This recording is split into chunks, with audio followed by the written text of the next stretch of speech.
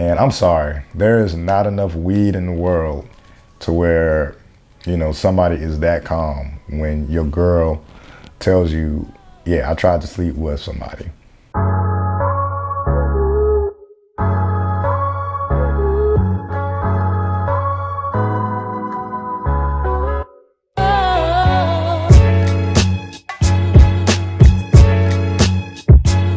Hey, what's going on, folks? Another episode of Just My Opinion with Ryan. As you can hear from the voice, still in recovery mode, but we are here to talk about The Chi, Season 5, Episode 9. You can see by the pop-up here that would do me a huge favor. I appreciate all of the support that I've received so far, so let's just keep it going. And if you've been here before, especially when I talk about The Chi, I may not go in chronological order, but instead talk about some of the storylines that stuck out to me the most. And of course, one of the hot storylines or messiest storylines, however you want to word it, definitely has to be, Emmett, Keisha, and Tif, right? I enjoyed how the scene opened up. And actually, just a quick, very quick side note, right?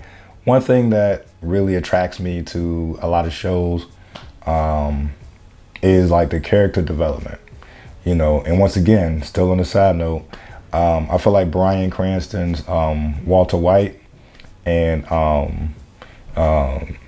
Damson Idris's Franklin Saint are like two of like some of the greatest examples of character development. And in no way am I comparing Emmett's The Chi character to Breaking Bad and Snowfall. Kind of like apples and oranges. But my point is this, and I know it's kind of long-winded. My point is this: I feel like in terms of the characters on The Chi, I do feel like Emmett's character has developed the most, and that's why Emmett and his whole situation with Keisha and so forth are some of my, storylines that I like to highlight the most or go at the most. So it starts out with them running, of course, having good old time, quality time. And of course, Emmett wants to let Keisha in on some news. And, Keisha is kind of nervous. You can see she's bracing herself for some type of wild shit that happened. Like, Emmett done cheated on me already, whatever the case is. And I'm so proud of this character, as I mentioned. And so I love how he was able to come clean and be like, yeah, Tiffany tried to come on to me, tried to sleep with me, but I turned her down, told her I'm in a relationship. And I did like the fact that at least Keisha, yes, she was disappointed, but she wasn't disappointed at Emmett. She was more so disappointed in Tiffany, to the point where she wants to talk to Tiffany again. And of course, the only thing that she was, I guess you could say, slightly disappointed with Emmett was that he didn't tell her sooner. So it's not like he was in any trouble. It's not like it created some type of rift in the relationship. And I thought that was very good. It was very heartwarming. Now, the only minor setback I had with the opening scene, with them, still embracing each other, especially after Emmett, had the good news to tell that, he turned down some sex from an ex. Only minor setback was she was like, I feel like this is the first real relationship I've ever been in. And I'm just like, well, I mean, there was the gentleman that you met at that thrift shop job that she had. He seemed like a pretty cool gentleman too. But that's on another note. But on the flip side, we have Tiffany and Robert. She feels guilty as well and has something to share on her heart as also, and tells Robert. Of course we saw the preview, but I thought she would have like tried to take that to the grave with her or something. But nevertheless, she says that she tries to sleep with Emmett. And I'm sorry, there is not enough weed in the world to where, somebody is that calm when your girl tells you, yeah, I tried to sleep with somebody, and you're not in an open relationship. I'm sorry, ain't enough weed in the world, dog. Ain't enough weed, ain't enough alcohol, whatever is, your vice. Ain't enough of that to just calmly have a conversation, And of course he gets into it like, okay, did it not go down because you stopped, or did it not go down because he said no? And she was even honest about that. I thought it was about to be some more drama, like maybe she lies and like tries to twist it a little bit. But all in all, I'm surprised that to have that type of reaction.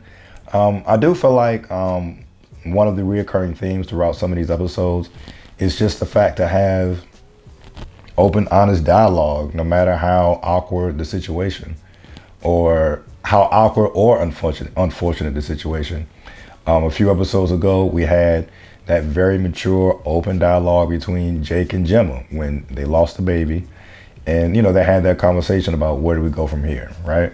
I felt like this was like another one of those open, honest conversations. Like, yeah, I tried to cheat on you with my ex. It's not like I even like him like that. It was, it was almost like a pride thing. Oh, of course, I'm butchering it by paraphrasing, but she even admitted it's not like he cares for him like that. It was just, just almost just cuz it kind of sounded like, or just the principle of that he's moving on with my girl, and he couldn't do that with me. But awkwardly enough, as I mentioned, there was no raised voice, anything like that. If I hate to do the whole "if that was me" thing, but no, if that was me, yeah, we at least we got to break up. I'm sorry, we got to break up, dog. But so, of course, it's not like a wild hot take, but I'm sure Tiffany and Keisha will have one more conversation about what transpired in the finale. I don't think any hands will be thrown. I think it will just be another woman-to-woman conversation, and let's just see how that goes. Another storyline that kind of jumped out to me the most was the mom, man. Kevin's mom. It's like, I know she means well, and both parents mean well in terms of Kevin and Lene, but damn it, man. It's like the whole jumping to conclusions thing I found very sad. It's like you find all these fresh clothes and money, and your first thing is to just automatically assume that Kevin is selling drugs. It's like jumping to conclusions is what almost got her and Dre divorced in last season, when she just assumed that Dre was having an affair with Jada. You know what I'm saying? It's like, so you'd think she'd learn a lesson in terms of jumping to conclusions. And I don't know, I feel like that storyline is kind of lazy, just a little bit, only because it's like, in the year 2022, we all know that, gaming is a big thing now. I don't care how old you are. You can't be out of touch. And that's the thing. It's not like Kevin's parents are that old. You know what I'm saying? Like, if your son tells you he got money from gaming, and you just find it so hard to believe that someone is getting paid for gaming, it just takes a quick Google search just to be like, are people really getting paid for gaming? And, of course, Kevin doesn't want his moms coming to the gaming events. It's like, there are no parents there from what we've seen on the show. So it's like, I want to be that guy who brings my moms to the event. And so I'm with him about, this is my thing. I found something that I'm really good at, and you don't believe me. I could see how that could be very crushing to a kid, So I'm riding with him. But if you saw the previews for the next episode, I do think he is kind of overreacting with the whole, I want to move out of my parents' house.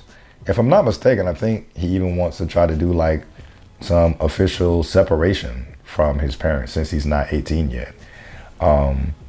So I do think he's overreacted with that, but I do sympathize with him. It's like, I found a passion.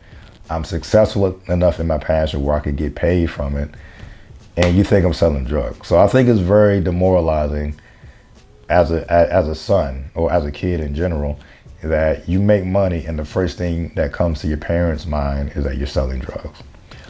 So next we have Douda.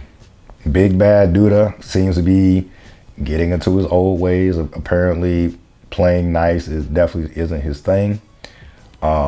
Things have to, come to a head after Tracy and Douda find out that Q apparently is stealing from Tracy's organization. And, Tracy was kind of bold with it. But Tracy was like, you got no choice but to get to the bottom of this. You know what I'm saying? It's your man who's stealing from the organization. you need to find out what's going on. And after he does his digging, finds out from, some guy that works under Q that, he has a gambling problem, and that's why he's taking money from certain places. And I do feel like that's kind of random. It's like we're like 5 seasons in, and, Q having a gambling problem is kind of just thrown in there. That's just me. But nevertheless, we find out about the gambling problem. And of course, in the storyline with Q, he ain't playing no games. He kind of nips that in the bud the moment he finds out about it. Well, not immediately. The guy who works on the Q, I forget his name, but he's like, yo, he's bad for business because of his gambling problem. You need to go ahead and take charge. And I don't think you need to put a battery in Douda's back necessarily, but apparently Douda is seeing the problem, especially now that Tracy's rock organization is getting involved and having money stolen from it. The only part I did find unrealistic about this Douda storyline is like how he just casually mentions that he'll kill Q in front of Tracy, and Tracy, I guess she's familiar with that. She didn't blink an eye. She was just like, damn, okay, you're getting back to your old ways or whatever the case is. It's like, sheesh. It's like, I don't know. I feel like it's unrealistic because it's like, okay, so the moment Q is murdered and doesn't show up anymore, and the moment, I don't know, Tracy doesn't fuck with Douda for whatever reason anymore, she can, easily just turn on Douda and like snitch on him. Just my opinion. I just didn't see the benefit of like openly letting this woman know your plan. The whole Q and Douda, I thought that was going to be a little bit more climatic, or had more of a climax to it. But you know what? Sometimes you don't need all that drawn out drama. This isn't the scene to where Wesley Snipes kills his homeboy in New Jack City. Hey, it was literally show up at your crib. I'm gonna pretend to go somewhere, and I'm gonna just shoot you in the back. End of story. So, and so I thought that was kind of like, wow, just simple as that. The kids were kind of a big story in this one. I feel like they were kind of the, focal point throughout the season, especially.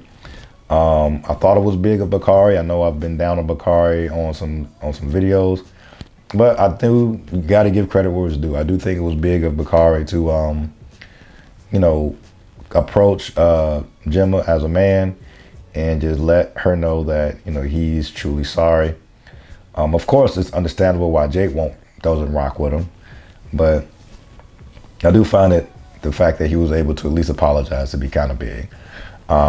And I don't think he did it for the strength of trying to, impress Lene. I do feel like he eventually had that on his heart. And we definitely see kind of a turning point with Bakari. We'll see if that continues.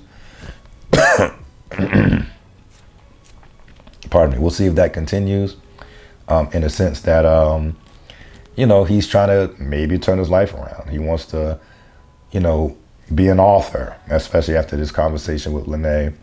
And I did think it was uplifting that he runs into Shad later on in episodes and shares his dream. Because as we all remember, a few episodes back, Shad gave him a challenge. Hey, find a dream that you can achieve and just chase it. And then in return, Shad shares his dream about opening up a vintage shop. I thought that was very uplifting to see these young black men kind of share these type of plans that they have, and also to uplift one another. Shad was like, man, you write that book, I'm gonna buy it. And then in return, man, you open up that vintage shop, I'm gonna buy something from there. So I think that was very dope to see, black people building one another up. So kudos to that. I loved all of that. I do think this storyline between Fatima and Trig is kind of getting old. Every time we see Fatima and Trig interact, it's the same old story. Fatima's like, I'm not going to be your secret. I'm not going to be your fetish. And yet in episode 9, the episode before the finale, we see Fatima, getting herself together, after they just had sex, saying the same thing. I'm not going to be a fetish. And it's like, yo, if you're Trig, you're like, you kind of don't believe it at this point, because it's like you still letting them hit, despite whatever protest you claim to have about Trig not claiming Fatima in public. So it's like, I do feel like a person will just get away with the stuff that you allow them to get away with. So it's one thing to say it, but if there's no actions behind what Fatima is saying, like what's to stop Trig from really continuing to secretly have sex with Fatima? That's all I'm saying. Speaking of Trig, homeboy Shad wanted to confront Tierra about what happened. And Tierra shrugs it off. It's like, yo, that was just a one-time fling. I'm not sprung. Don't worry about it. And, it's kind of took Shad aback. Like, damn, that's how you rolling? And she reveals who she really is. It's like, look, I do what I do because I like nice things. And, I think at one point Shad was like, oh, yeah, that's right. Can you be sleeping with Rosalind, too? She's like, yes, I do. No shame in her game. She let you know what it is. Hey, I'm kind of speechless. It's like, she kept it more player than Shad. She was like, hey, that's what it is, yo. Like, what more do you want from me? Get on about your business. We can pretend like it never happened. I was like, wow, that was kind of wild. I did find it funny to see the DeRay Davis appearance. What was his name? Master Marshawn shows up to Smokey's, and quickly his whole persona of being this celibate guy is just destroyed when the girlfriend comes out and blows up his whole shit. So that was hilarious. And I liked the message behind it. It was hilarious, but I felt like it had a very real message behind it. Like, you can't believe all these social media folks that you see out here. A good friend of mine once said, yo, social media is just everyone's highlights. And you take it, take with it what you will. But, all these self-proclaimed gurus and, these self-proclaimed certified relationship people, it's like, you don't know if they're really certified. They're just on here fronting like millions of other people fronting online. So I thought that was a very funny message with the DeRay Davis apparent. And of course, we can't forget about Darnell and Jada. Darnell and Jada, as I mentioned, poor Suede, Suede and Christian both kind of got the short end of the stick. Christian being broken up with by Keisha, Suede being dumped by Jada. But with that said, this rekindling of Darnell and Jada, it is a beautiful thing to see. They're definitely discussing wedding plans and so forth. And Jada said, she doesn't even want a big wedding. She just wants something nice and modest. I thought that was dope. There really wasn't in this episode that much, but I'm sure, who knows, maybe in the finale we get the wedding in someone's backyard. Not sure where they do it yet but it's going to be Darnell's mission to find a place, clearly. So, love it or hate it, folks. These are just my opinions. Peace.